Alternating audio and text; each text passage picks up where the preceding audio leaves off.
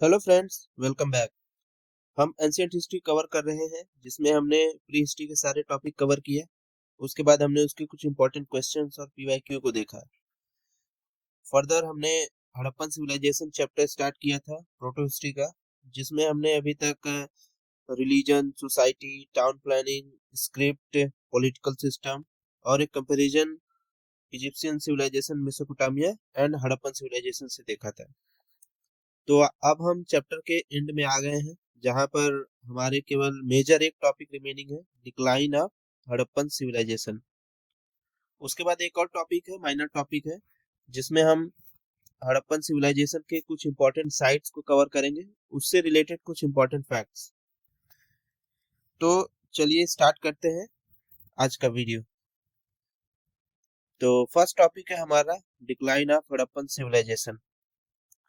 तो decline of Harappan civilisation में हमारे पास एज सच कोई कॉन्क्रीट एविडेंस नहीं है, कोई एक पर्टिकुलर रीजन नहीं है जिसकी वजह से जो हड़प्पन सिविलाइजेशन था उसका डिक्लाइन हुआ। हमारे पास मल्टीपल फैक्टर्स हैं, और ये मल्टीपल फैक्टर्स जो हैं वो मल्टीपल थ्योरीज और हाइपोथेसिस के द्वारा बताए गए हैं, जो हमें डिफरेंट हिस्टोरियन ने दिया है। तो उसी में हम फर्स्ट थ्योरी देखेंगे, जो कि है फ्लड एंड अर्थक्वेक की। तो फ्लड एंड अर्थक्वेक, हड़प्पा में काफी फ्लड जो था वो काफी फ्रिक्वेंट था। हमें फ्लड के एविडेंस मिले हुए हैं मोहनजोदाड़ो में, जैसे कि जो सिल्ट क्ले है, तो सिल्ट के हमें डिफरेंट डिफरेंट लेयर मिले हैं। तो अप्रॉक्स हमें 7 सिल्ट लेयर मिले हुए हैं मोहनजोदाड़ो में। तो 7 सिल्ट लेयर है मोहनजोदाड़ो में, डिफरेंट डिफरेंट टाइम पीरियड में। और हमें कुछ कोलैप्स बिल्डिंग मटेरियल के भी एविडेंस मिले हुए हैं। तो ये एक्चुअली हम जानते हैं मोहनजोदाड़ो आपका इंडस रिवर के किनारे था। तो इंडस में जब भी ओवरफ्लो होता था तो मोहनजोदाड़ो हेविली इफेक्ट होता था इससे। तो अब बीसी फ्लड और अर्थक्वेक थ्योरी में और भी कुछ मल्टीपल रिलेटेड थ्योरीज नहीं, कुछ इंपॉर्टेंट पॉइंट्स आप कह सकते हैं। जैसे कि अर्थक्वेक की वजह से ये कहा जाता है कि मे बी इंडस रिवर है चेंज्ड इट कोर्स। जब इंडस रिवर ने अपना अप्रॉक्स इसमें एक डेटा दिया है कि 30 माइल्स अप्रॉक्स जो है इंडस रिवर अपने कोर्स से डिफ्लेक्ट हो गई। तो उसकी वजह से भी बहुत एबनॉर्मल इफेक्ट पड़े आपके मोहनजोदाड़ो में, जिसकी वजह से मोहनजोदाड़ो का डिक्लाइन होने लगा। फिर अर्थक्वेक की वजह से आपका जो इंडस रिवर फ्लड प्लेन है उसका राइज हो गया। तो जब इंडस रिवर एक्चुअली जो लोअर कोर्स में राइज हुआ, तो सपोज करिए कि ये आपका इंडस रिवर फ्लो कर रही है, यहाँ पे आपका अरेबियन सी है। तो यहाँ पर जब इंडस रिवर का फ्लड प्लेन राइज हुआ तो इधर से जो वाटर फ्लो था वो यहाँ पे फैलने लगा। तो यहाँ पे आपका मोहनजोदाड़ो है। तो जिसकी वजह से इस फ्लड प्लेन के राइज से आपका जो वाटर है वो इस एरिया में फैला, और जिससे फ्लड आया और मोहनजोदाड़ो जो है वो कोलैप्स किया।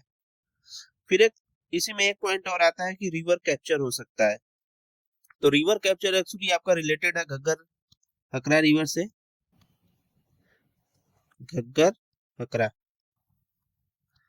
तो ये घग्गर हकरा रिवर एक्चुअली, इस पे एक डिबेट भी है। कुछ लोग कहते हैं कि जो वैदिक लिटरेचर्स में जो सरस्वती रिवर का मेंशन है ये वही है। हालांकि इस पे आज हम बात नहीं करेंगे। इसमें मैं आपको इससे रिलेटेड पॉइंट बता देता हूँ कि जो घग्गर हकरा रिवर है, इसमें भी बताया गया कि पहले इसमें जो वाटर है वो आपका ये यमुना नदी है, तो यमुना और सतलज का पानी आता था। लेकिन रिवर कैप्चर की वजह से जो ये लिंक टूट गया है यमुना और सतलज से, और घग्गर हकरा एक सेपरेट रिवर फ्लो करने लगी, जिसकी वजह से उसमें जो वाटर फ्लो वो कम हो गया, और वहां पे ड्रॉट आ गया और डिक्लाइन होने लगे जो आपके घग्गर हकरा रिवर के किनारे सिटीज थे। तो ये थी हमारी फर्स्ट थ्योरी। सेकेंड है आपकी इंक्रीज्ड एरिडिटी। अब इंक्रीज एरिडिटी में हुआ ये कि आपका जो रेन है वो ईस्ट की तरफ शिफ्ट होने लगा। इसके ऊपर मल्टीपल स्टडीज भी हैं, जैसे एक स्टडी है कि आपका यूएसए, ऑस्ट्रेलिया और राजस्थान में स्टडी किया गया, जिसमें बताया गया कि आपका 2000 बीसी के अराउंड जो एरिडिटी है वो बढ़ने लगा, रेनफॉल जो है वो कम हुआ। तो रेनफॉल कम होने की वजह से आपका एग्रीकल्चरल प्रोडक्शन में इफेक्ट पड़ा, एग्रीकल्चर प्रोडक्शन नीचे गया आपका। और ये भी एक कारण हो सकता है कि आपके हड़प्पन सिविलाइजेशन के डिक्लाइन का। इसी में एक और है, एरिडिटी की वजह से drying of the Ghaggar Hakra river.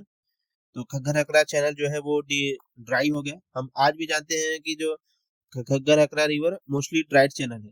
जो आपका हकर हकरा एक्चुअली आपका जो हरियाणा में एक जगह है सिरसा, वहां पे एक बैराज है, ओटू बैराज के बाद से ये रिवर हकरा के नाम से जानी जाती है, जो पाकिस्तान तक जाती है। ये हिमाचल से स्टार्ट होती है, पंजाब हरियाणा बॉर्डर, उसके बाद राजस्थान में। तो ओटू बैराज के बाद ये हकरा, उसके पहले घग्गर के नाम से जानी जाती है। तो आज भी ये ड्राइड चैनल ही है मोस्टली, आपका घग्गर में रिवर होता है। अभी रिसेंटली जो मानसून की वजह से इसमें फ्लड भी आया था। जब मानसून होता है, ज्यादा बारिश होती है, तो इसमें आपका पानी का लेवल बढ़ जाता है। और इन्हीं सब कारण की वजह से एग्रीकल्चर जो है वो फ्रिक्वेंटली इफेक्ट होता रहा। प्रोडक्शन आपका डिक्लाइन हो गया, जिसकी वजह से आपका सिविलाइजेशन डिक्लाइन हो सकता है। फिर एक और इसमें डेटा आता है कि जो रेनफॉल है वो आपका 3000 बीसी के अराउंड इंक्रीज किया, लेकिन 2000 बीसी के अराउंड ये फर्दर डिक्रीज हो गया। अब इसकी वजह से ये एक्चुअली एडवर्सली इफेक्ट किया, और फिर अगेन आपका एग्रीकल्चर पे इसका इफेक्ट पड़ता है। फिर एक और इसी में आपका थ्योरी या सब थ्योरी कह सकते हैं कि जो थार डेजर्ट है, थार डेजर्ट का एक्सपेंशन होने लगा। तो जब थार डेजर्ट का एक्सपेंशन होने लगा, तो सॉइल में की जो सैलिनिटी है वो इंक्रीज होने लगी, जिसकी वजह से आपकी जो फर्टिलिटी है वो डिक्लाइन हुई। और फर्टिलिटी डिक्लाइन वजह से अगेन जो है एग्रीकल्चरल प्रोडक्शन आपका डिक्लाइन हुआ, और ये भी एक कॉज है आपका हड़प्पन सिविलाइजेशन के डिक्लाइन का। इसमें हम नेक्स्ट थ्योरी देखते हैं, इकोलॉजिकल इम्बैलेंस। अब ये इकोलॉजिकल इम्बैलेंस जो है ये आपका पॉपुलेशन से रिलेटेड है। कि हम जानते हैं कि जो हड़प्पन सिविलाइजेशन था वो एक अर्बन सिविलाइजेशन था। तो अर्बन सिविलाइजेशन से जैसे जैसे अर्बनाइजेशन बढ़ा, पॉपुलेशन वहां पे बढ़ता गया। पॉपुलेशन बढ़ने की वजह से जो डिमांड थी वहां पे, एग्रीकल्चरल प्रोडक्शन की डिमांड वो ज्यादा हो गई, और जो सप्लाई उसकी थी कम हुई। तो एक मिसमैच आ गया। अब मिसमैच की वजह से वहां पे स्कार्सिटी हो गया। जो एग्रीकल्चर ज्यादा थे नहीं, एग्रीकल्चर सरप्लस से डेफिसिट में जाने लगे, जिसकी वजह से जो शहर के जो आर्टिसन वगैरह थे उनको वापस से गांव में जाके खेती करना पड़ा। तो ये भी एक कारण हो सकता है कि जो अर्बन कैरेक्टर है आपका हड़प्पा का वो डिक्लाइन हुआ, और ट्रेड इससे डिक्लाइन होने लगा, और इसकी वजह से सिविलाइजेशन जो है वो कोलैप्स हो गई। और इसका एविडेंस भी हमें कुछ मिलता है, जैसे कि ओवर अर्बनाइजेशन का हमें लेट हड़प्पन फेज में हमें मोहनजोदाड़ो के आसपास कुछ स्लम के एविडेंस भी मिलते हैं। और जैसे जैसे अर्बनाइजेशन बढ़ा है उसकी वजह से आपका जो फॉरेस्ट है और आपका ग्रास है वगैरह, ये सब डिसअपियर्ड होने लगे, क्योंकि जो एग्रीकल्चर एक्सपेंशन हो रहा था। तो ये भी एक कारण है एक्चुअली आपका हड़प्पन सिविलाइजेशन के डिक्लाइन का।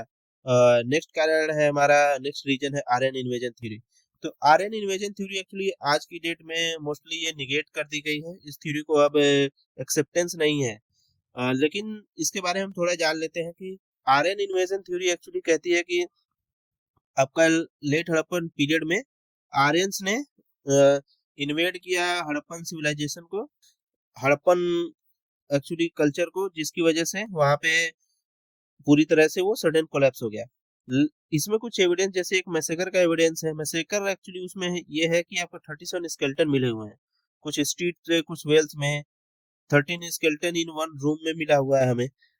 तो ये अब आज की देश में एक फ्लॉट, आज के समय में फ्लॉट थ्योरी है, क्योंकि 37 स्केलेटन का होना ये प्रूफ नहीं करता है कि वहां पे large scale massacre, large scale war हुआ होगा। ऐसा कोई हमें आर्कियोलॉजिकल एविडेंस भी नहीं मिलता है। तो इसीलिए ये थ्योरी आपकी इस समय मानी नहीं जाती है। इसमें बताया गया है कि आर्यन ने इन्वेड किया, जबकि हम जानते हैं कि आर्यन का इन्वेजन नहीं, वो मल्टीपल वेव में अलग अलग टाइम पीरियड में माइग्रेशन था इंडिया की तरफ।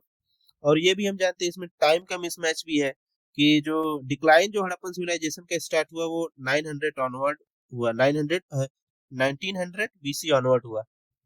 और जबकि हम जानते हैं कि जो अर्लीस्ट वेव ऑफ आर्यंस आए इंडिया में वो आपको 1500 बीसी के अराउंड आए।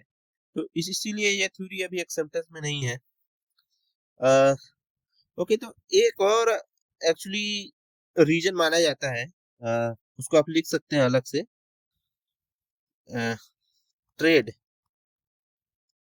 ट्रेड डिक्लाइन हो गया, डिक्लाइन या स्टॉप कर सकते हैं।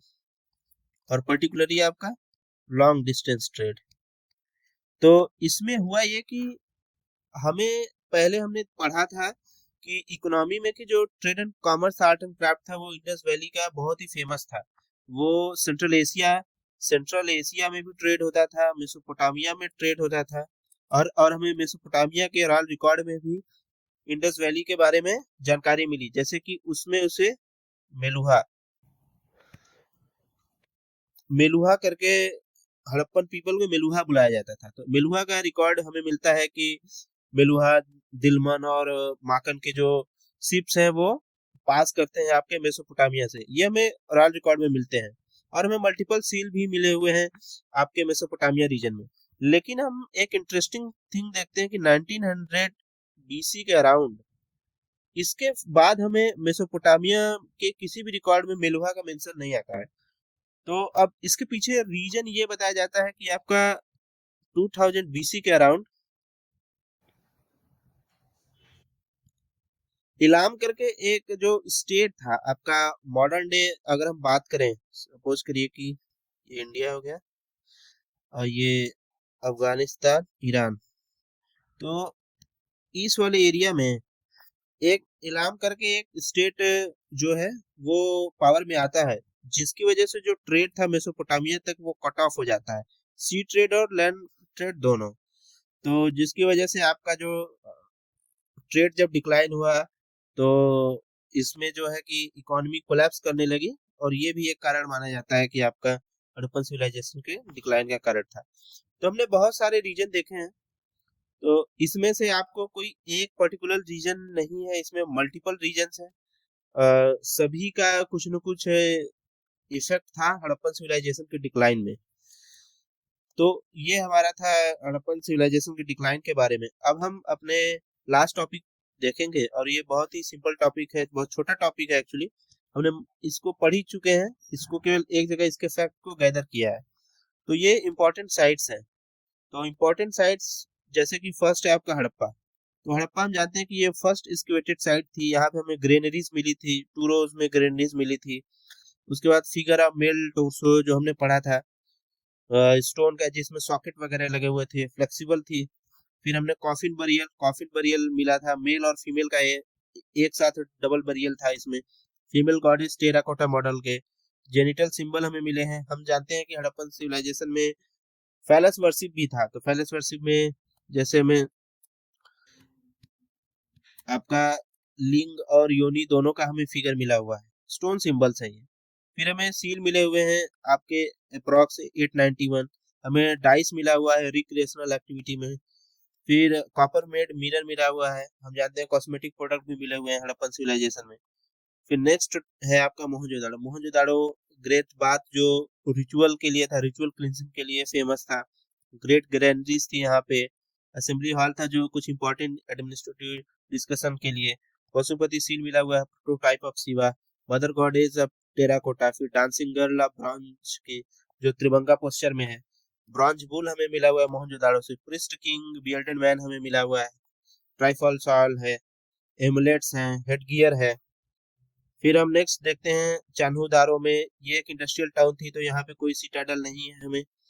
अब यहाँ पे बीड फैक्ट्री के एविडेंस है, मेटल वर्क के एविडेंस है, कॉपर, ब्रॉन्ज, बुलक कार्ट मिला हुआ है, ब्रॉन्ज का आपका टॉय है एक्चुअली, ये ब्रॉन्ज टॉय मिले हुए हैं, लिपस्टिक के हमें एविडेंस है। और इसके बाद हम देखते हैं कालीबंगन। तो कालीबंगन में हमें प्लॉड फील्ड है, फायर अल्टर मिले हुए हैं 7, कैमल का बोन का एविडेंस है, सील मिला हुआ है जिसपे टाइगर का इमेज है।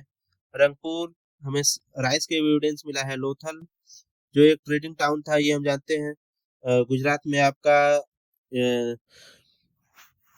कोस्टल टाउन था, ये आर्टिफिशियल डॉकयार्ड है यहाँ पे आपका। हाउस एंट्री हमने पढ़ा था कि मेन स्ट्रीट में नहीं खुलते थे, मेन गेट, तो यहाँ पे मेन स्ट्रीट में खुलता था ये। इसके बाद आपका सील है, उस पे शिप के डिजाइन बने हुए हैं। बरियल्स हमें मेल और फीमेल के एक साथ मिले हैं। रोपड़ में हमें डॉग एंड ह्यूमन बरियल मिला है, और डॉग एंड ह्यूमन बरियल हमने पढ़ा था आपका बुर्जहोम में मिला हुआ है, कश्मीर में जब न्यूलिथिक पढ़ रहे थे। धोलावीरा, ये सिटी 3 पार्ट में डिवाइड थी। यहाँ पे हमें फर्स्ट साइन बोर्ड मिला हुआ है, यहाँ पे डैम्स वगैरह बने हुए थे। थिकेस्ट फोर्टिफिकेशन था यहाँ पे। तो ये हमारा था इंडस वैली सिविलाइजेशन का लास्ट टॉपिक जो हमने आज खत्म कर लिया। अब हमारा Indus valley civilisation holistically cover हो चुका है। इसके बाद अब हम नेक्स्ट लेक्चर में इसके कुछ इंपॉर्टेंट क्वेश्चंस और पीवाईक्यू को देखेंगे। तो आप इस लेक्चर को अच्छे से रिवाइज करिए और पढ़िए। जो ना आए आप इसको कमेंट बॉक्स में पूछ सकते हैं। तो नेक्स्ट लेक्चर में आप रिवाइज करके आइए, उसमें हम इंपॉर्टेंट क्वेश्चन डिस्कस करेंगे। फिर हम उसके बाद प्रोटो हिस्ट्री का नेक्स्ट चैप्टर वैदिक एज स्टार्ट करेंगे। तो धन्यवाद सभी का, मिलते हैं आपसे नेक्स्ट वीडियो में।